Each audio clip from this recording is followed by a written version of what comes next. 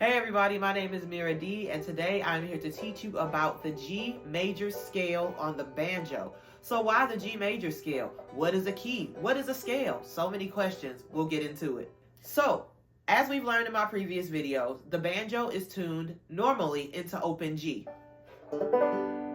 That was horrible.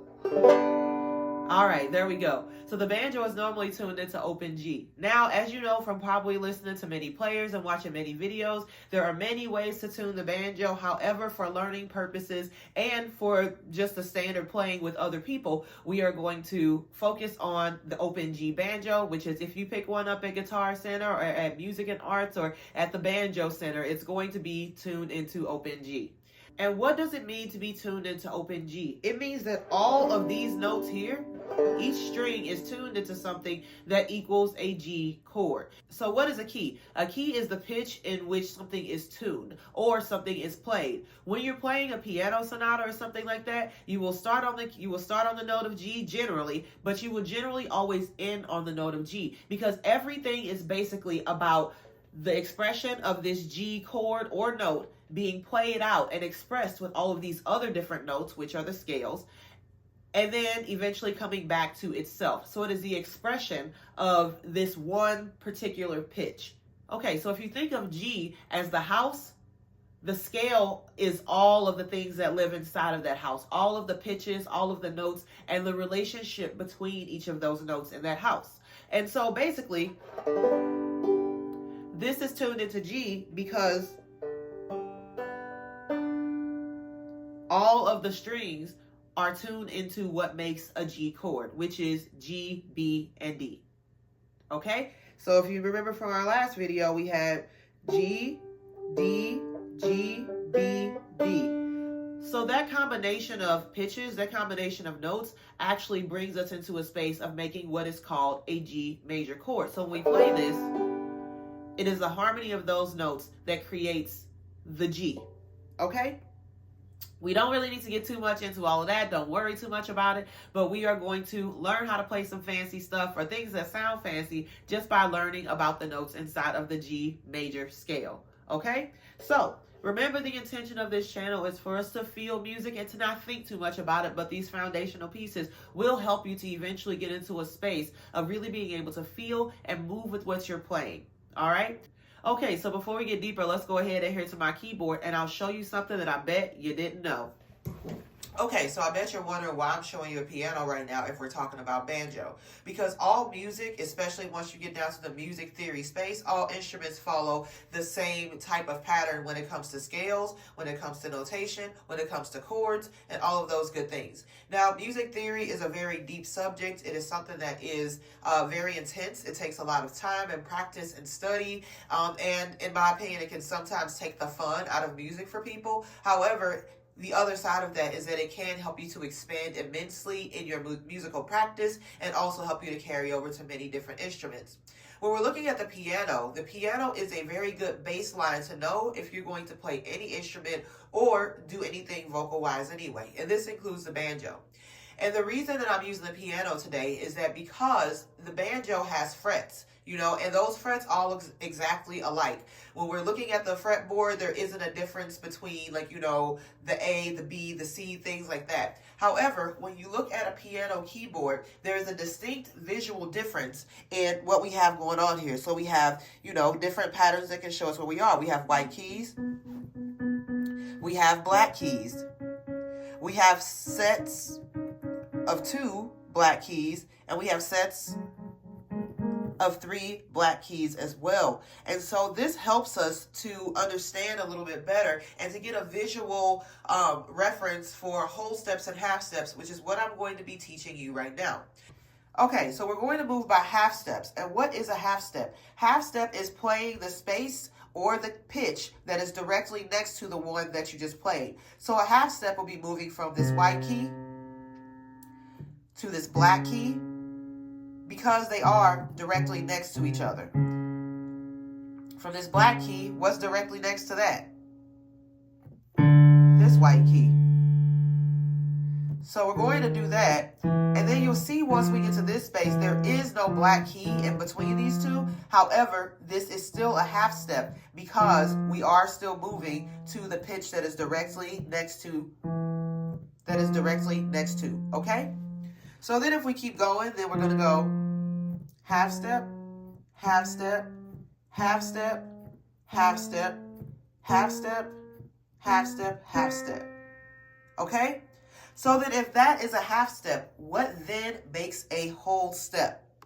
A whole step is going, and then since we have no black key in between, this will be a half step. So then a whole step would go here.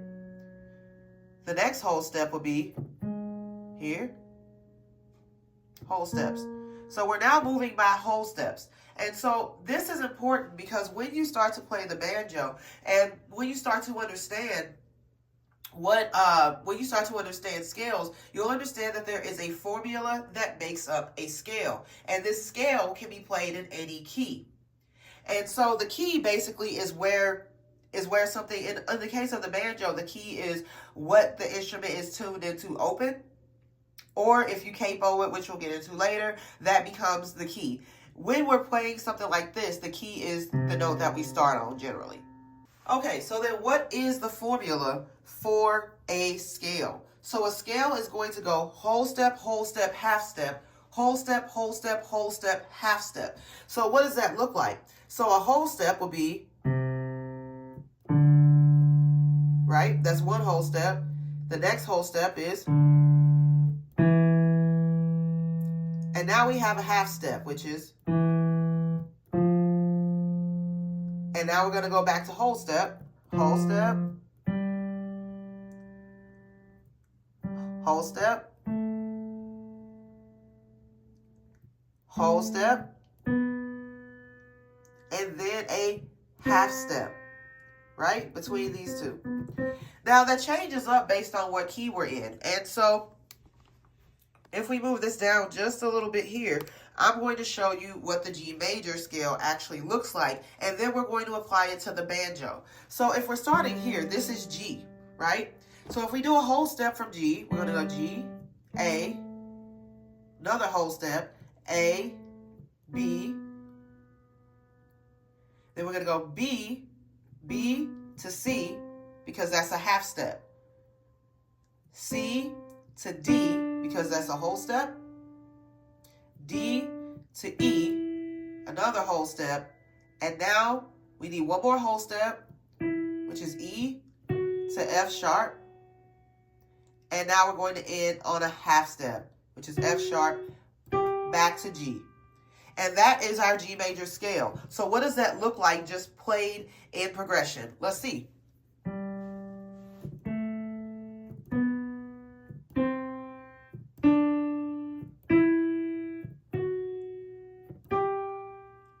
Wow, okay. And so if you remember back to my first video or my second video, I don't remember which one it is, but we got the do, re, mi, fa, sol, la, ti, do. And that there makes up the G major scale. Always going back to G. It is normally 7 notes, but it does always end back up on the next octave, which is the G that's the next highest up. Okay? So we're going to apply this to banjo. And what you'll see is that basically, what you'll see as we go on is that these notes,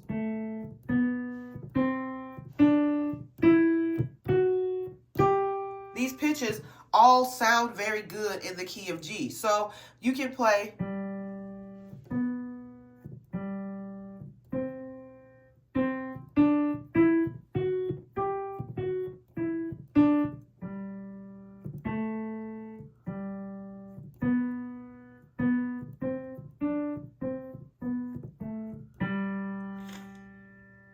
okay? So you can see that those, so let's see what happens when we play something outside of the G major scale.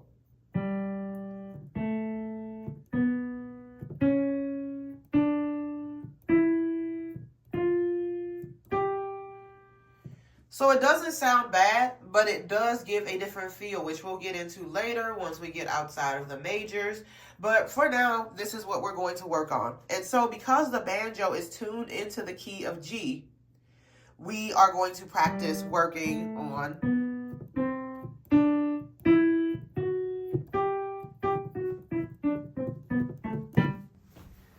Okay, so now we're back. And remember how I talked about on the keyboard section of this that the banjo also follows that same dynamic, right? But see, the difference is that when you look at the banjo, the frets all just look the same. We just have fret, fret, fret, fret, fret, fret, fret. Now, mind you, some of these do have little markings on them, which we will get into later on. But for now, with the G major scale, those markings don't have anything to do with that. But if you look here, it's like, okay, well, how does the piano have anything to do with what we just learned? It's very simple. What we learned is that from this note, that's a half step. Anything that's directly next to is a half step, which means that in order to make a whole step, what do we have to do? Right, so a whole step is going to be skipping a space. So how do we bring that back into whole step, half step, whole step, whole step, whole step, half step? Because this is how we're going to learn the G major scale. The thing is that all of these strings are not G strings. So the formula is going to be the same, but we're going to have to figure out as we go along what the whole step, half step ratio or starting point is with where we are at. Okay, so we're going, for the sake of simplicity, we're going to start on the G string. So if open is G, then we're going to go a whole step, which will be skipping this one and going here. So we're starting with our whole step, whole step, half step, whole step, whole step, whole step, half step. All right, let's do that without me talking and listen to how it sounds.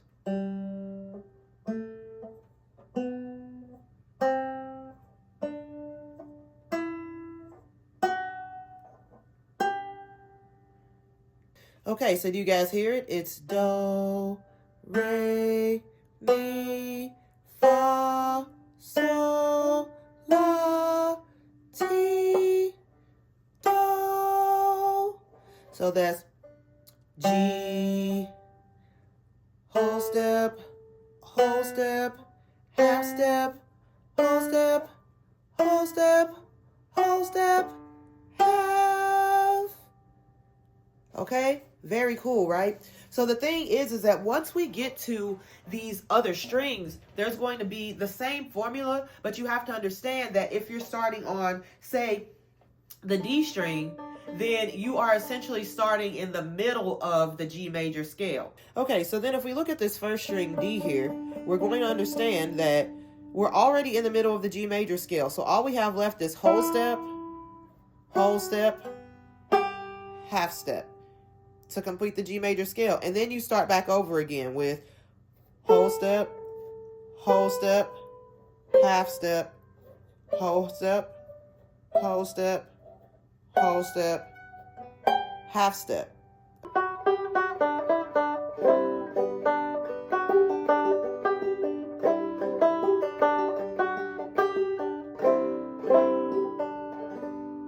What I would like for you to do is to work on tuning your ear essentially and tuning your heart. What I want you to do is to sit down and to actually just go up and down the strings.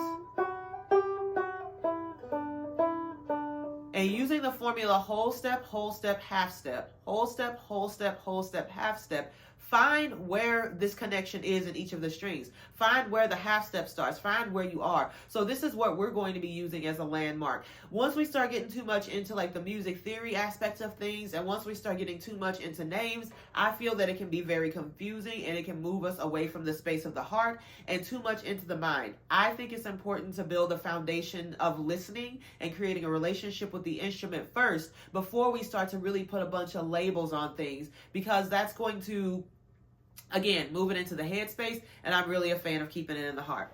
So what I want you to do is to just go up and down each string, and find where, ooh, that don't sound good, do it? No. All right, so then that sounds like it goes well together. So I just want you to go up and down the strings and find what notes in whole step, half step fashion actually go together. Once you find one, this is the key. Once you find one that sounds like it goes next in progression, you can do one of two things. You can try a whole step or try a half step and see if it sounds like that do, re, mi, fa, sol, la, ti, do. See if it sounds like that, okay? And so that's what we're going for on each of the strings. The reason I'm teaching you this is because when we finally get down to it, you know these different spaces and you build a relationship with them, you start to be able to really go on a freestyle and it sounds like you know what you're doing because you do in some way, but it sounds a lot fancier than it is. For instance, if I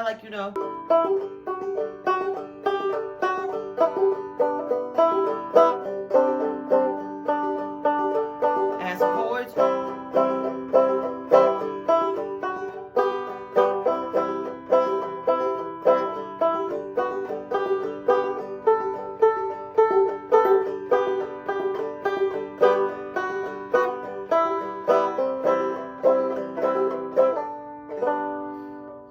Okay? So the reason I'm teaching you this is because it's going to be very, very helpful for you to look like you know more than what you actually know. And this is a huge piece of being able to play an instrument freestyle. If you want to be able to improv, if you want to be able to move along and just put notes together that sound nice and to play around and to express yourself freely, this is a key point that you need to understand and need to know about in order to start to get yourself comfortable with the movement of being on the banjo. Your homework this week is to practice just moving, and it's going to be the same formula of whole steps, and half steps, but the key is to learn where you're starting at and then to go from that. Because once we go, now we know that we're back at the point where we're doing the whole step, half step, whole step, half step, right? Because now we're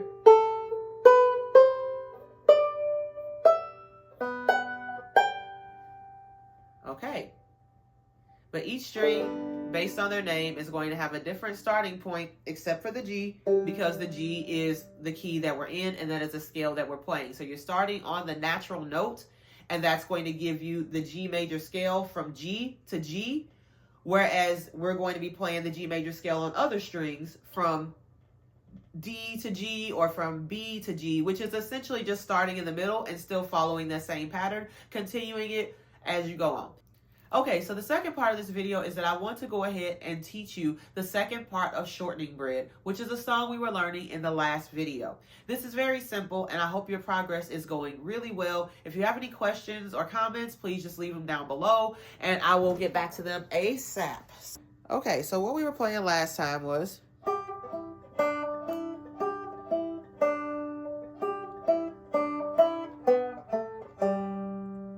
All right.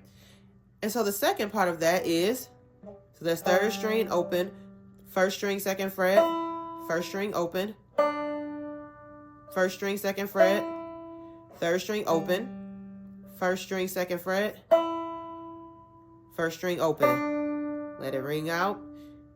We go first string, third string open,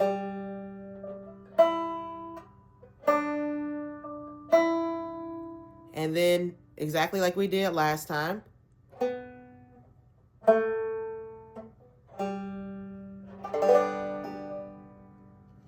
So the whole song sounds like this.